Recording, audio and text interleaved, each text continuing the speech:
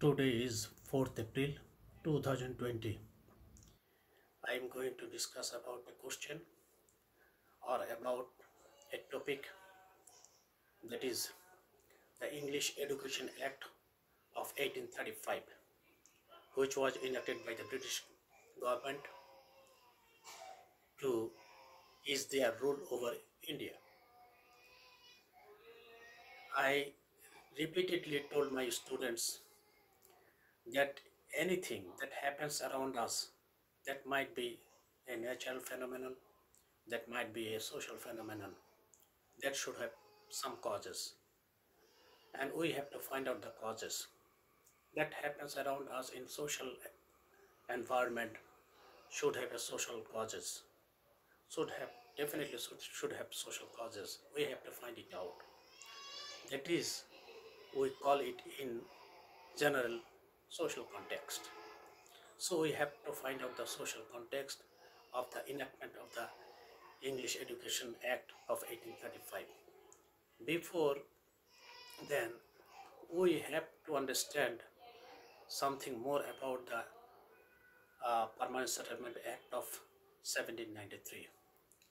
That was the first act that was enacted by the British government to, to make their rule easy and to do some social reformation that might help them to transfer resources from India to England.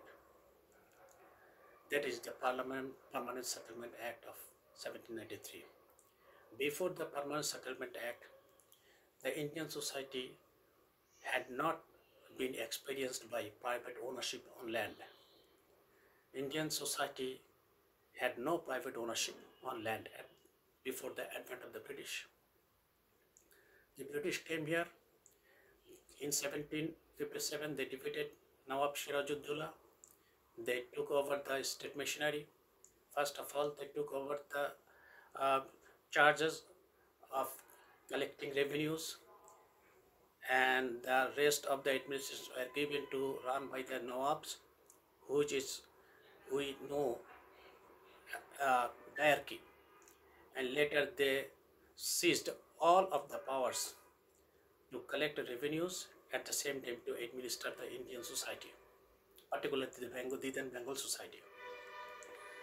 So this way they could able to colonize Bengal and later India. And in 1835, and before 1835, in 1793, they enacted law, the Permanent Settlement Act 1793. Before enactment of the law, they practiced, they experimented 2 years law, 3 years Settlement Act, 5 years Settlement Act, 10 years Settlement Act, Sunset Law, you know it very well. And later they enacted the Permanent Settlement Act of 1793. Why did they do so? We know it very well. To make a proposition absolute, the British needed to change the social system of India, particularly the then Bengal.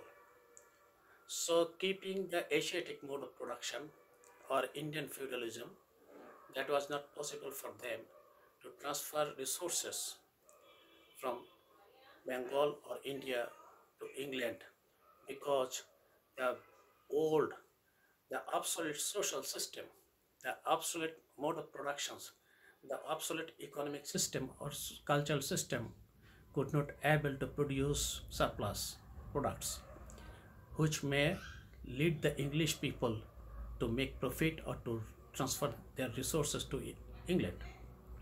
That's why they needed to change the social system.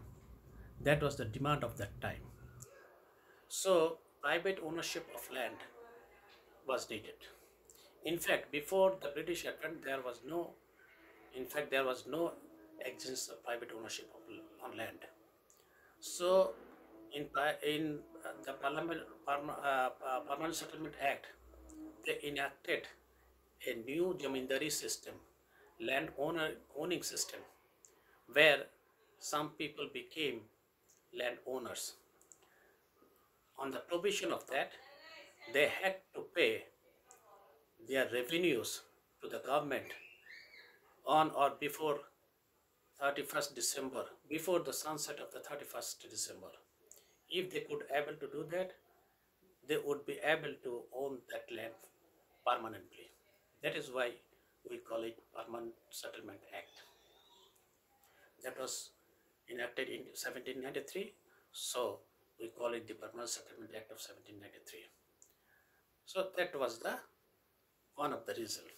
The second reason was that to rule over a country, the whole of English people could not able to come here and rule the Indian people.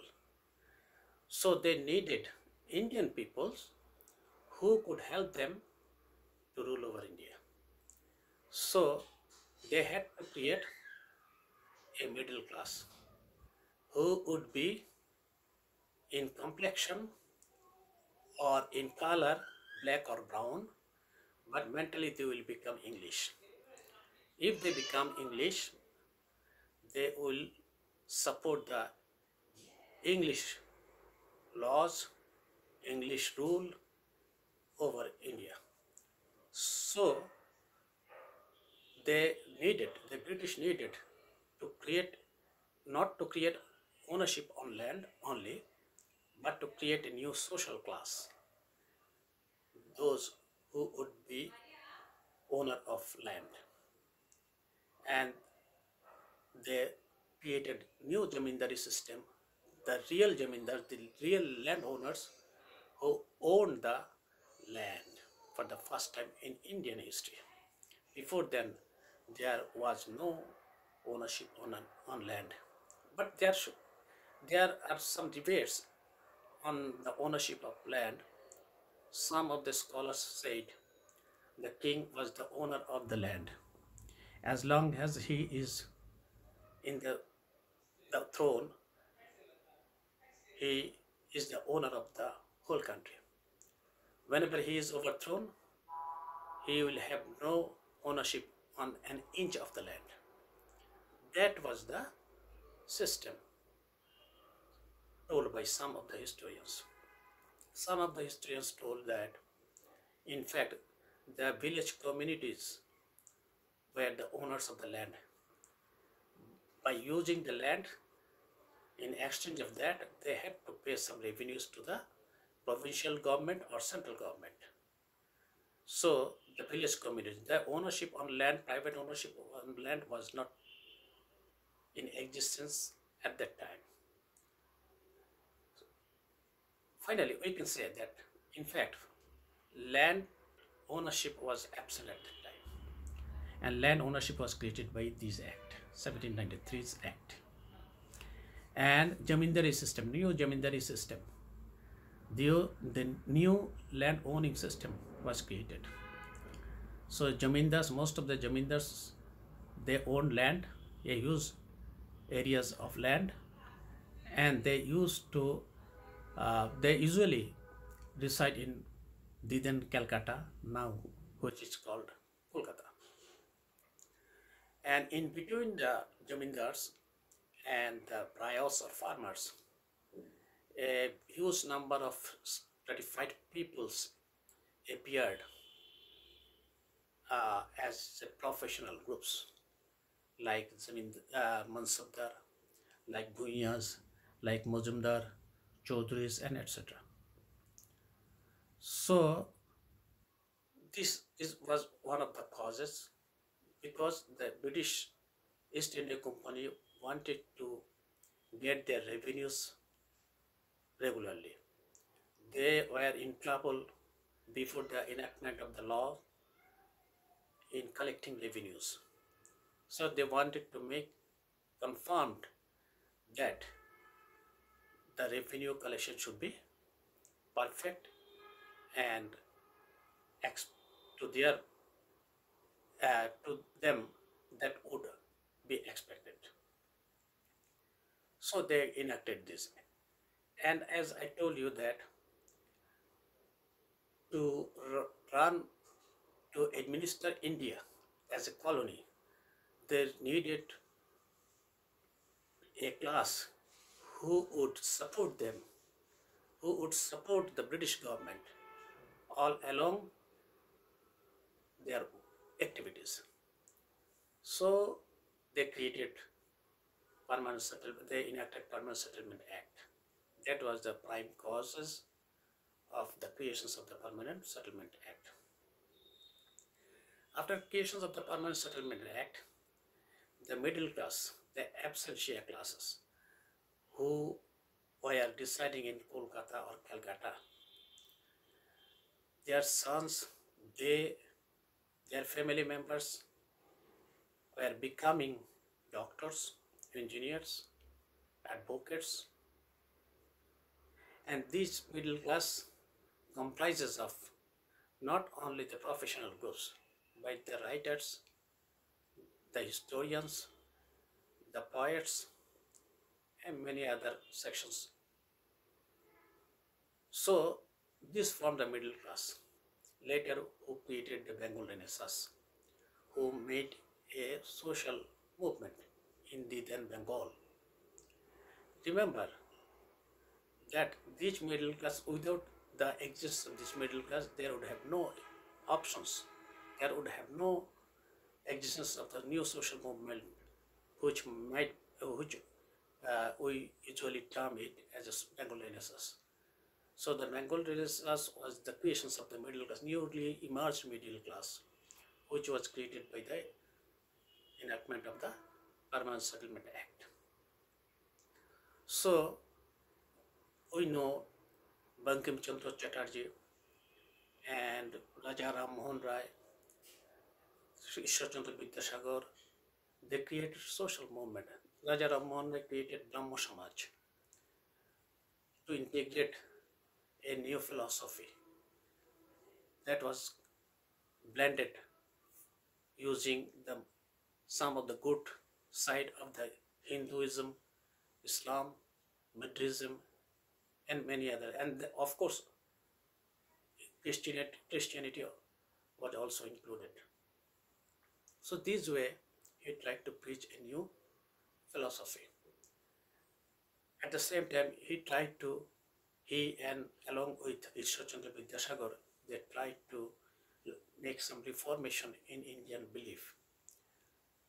Chauti Daha Nibaran, a woman whose husband had died, should have the right to get married once again. That was one of the saying of those who were at that time belonging to the middle class, which was created by the Permanent Settlement Act. And not only that, the widow woman should have the right to get married once again. And whenever a husband is dying or gets die, his wife usually has to move for suicidal death. That was an inhuman system which was propagated by these scholars.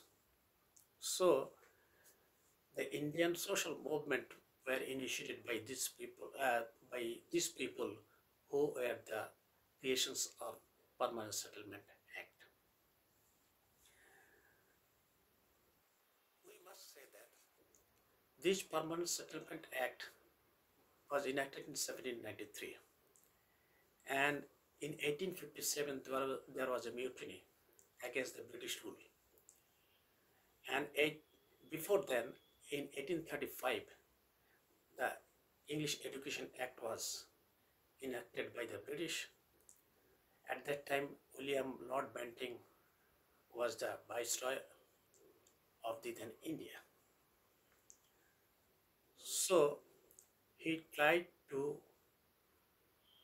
let the British government understand to make the revenue confirmed, to make the collection of the revenues regularly. They wanted to enacted new laws. At the same time, the newly created classes, they should be showered with the English education so that they will be able to understand British system, British administration system, British civil administration. Not only that, their ideology, political science, and their outlook. In fact, each middle class could able to shower themselves with English education. So they could able to understand the British government, unity system, democracy, nationalism, and Indian philosophy. Those helped them to initiate a social movement in the then Bengal. So not only that, the British government wanted to rule over India by the Indian peoples, by the peoples who are in complexion black or brown, but mentally they have become English. So they will support the English rule in India, the British rule in India, and to let the people know the British system, Western education, Western philosophy, there was no other options other than making English as one of the instruction of education. Before then, Persian or Farsi was the official language of the then India. So using going through first Persian language, that was not possible to understand British democracy. That was not possible to understand nationalism. Not possible to understand uh, modern philosophy, the British English or European philosophy. So the British government needed to make the Indians mentally Europeans or English. So to without the introduction of the English as one of the language official and the medium of instruction in the schools and college was needed. And that's why the British government enacted this law in 1835. They wanted to shower the Indian people, Indian students, not only with the English language alone, but to inject them the British ideas or the European ideas so that they will forget their entity that they are Indians. They had their own belief, they had their own way of social life. They will just forget it. In fact, in social science, particularly, I would like to say it, anesthesia, social anesthesia or cultural anesthesia. If a doctor want to operate a person, he needed to make him anesthetized. Anesthesia is required to provide the patient. Unless it is applied, operation or surgery can never be done. So, like that, if you want to transfer resources from one country to other countries, if you want to exploit or make exploitation absolute, you need to make the people uh, unconscious. To make them unconscious, you have to go for anesthesia. That is cultural anesthesia. How can it be? It would be possible. It would be only possible if you can make them mentally English or insane. In China, they made the people insane by providing opium. But in India, they provide English education, English ideology.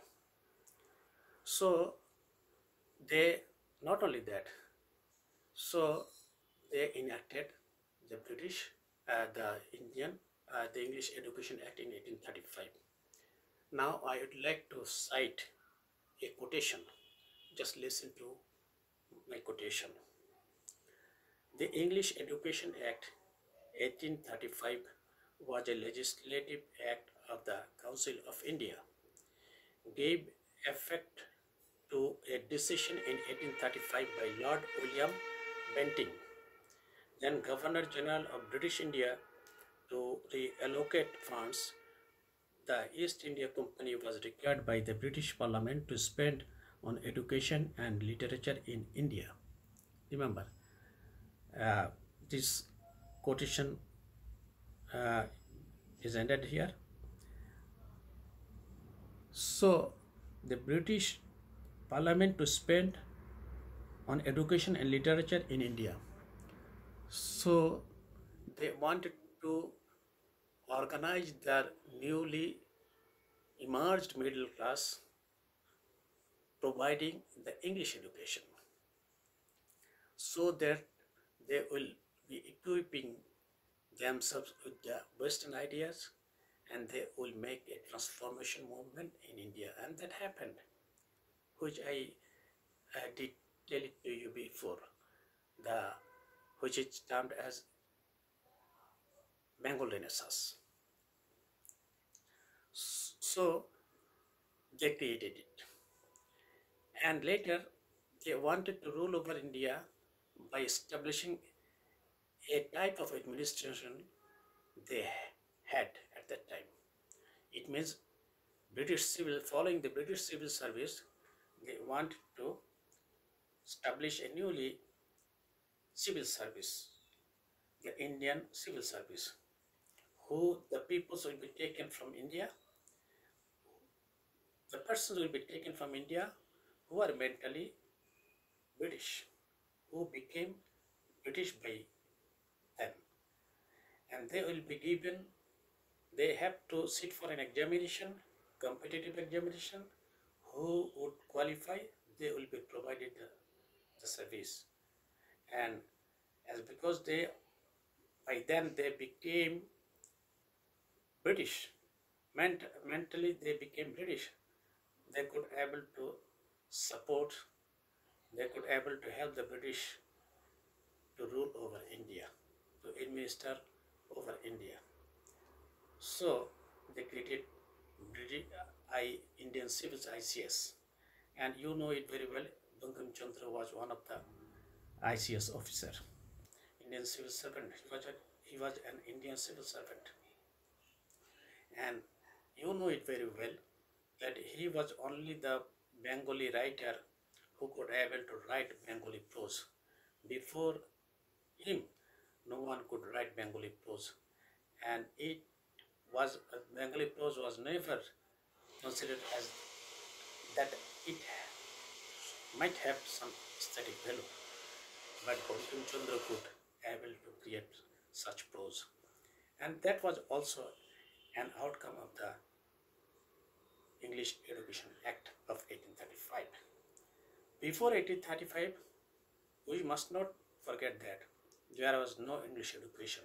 There was also English education, but a few people could have could able to have it. The most of the peoples, they did not have any access to English education. Even before 1835, the most of the peoples, those who were Muslims, they used to go to the madrasas, and they used to learn religion and some of the general science in Persian. And those who were Hindus, they used to learn uh, in Sanskrit, or uh, or in local languages. So that was not possible to shower them, to acquaint them with the English new ideas. So that the British government, if they want to appropriate Indian society, they want to transfer resources from India, they want to rule over India and linger it, they needed to change the whole cultural and education system. And that's why they enacted 1835 English Education Act. And without this, remember that, as we always say, if we want to eliminate a nation, just eliminate his or its language, its language. And if you want to flourish a particular society or its cultural entity, you just flourish the language, the ability of the language. So, in to appropriate economy structure, to appropriate to just transfer the resources from India to England or Britain, they needed to inject or they needed to provide anesthesia to the people. That could only be possible by enactment of the language, and through language they could able to shower, they could able to provide, they could able to inject the, the European ideas to the Indians only. To perpetuate their rule or to make it a long, they needed to make such an act. And later we have found that in 1835, when Lord William Bentinck was in charge, the English Education Act 1835 was enacted.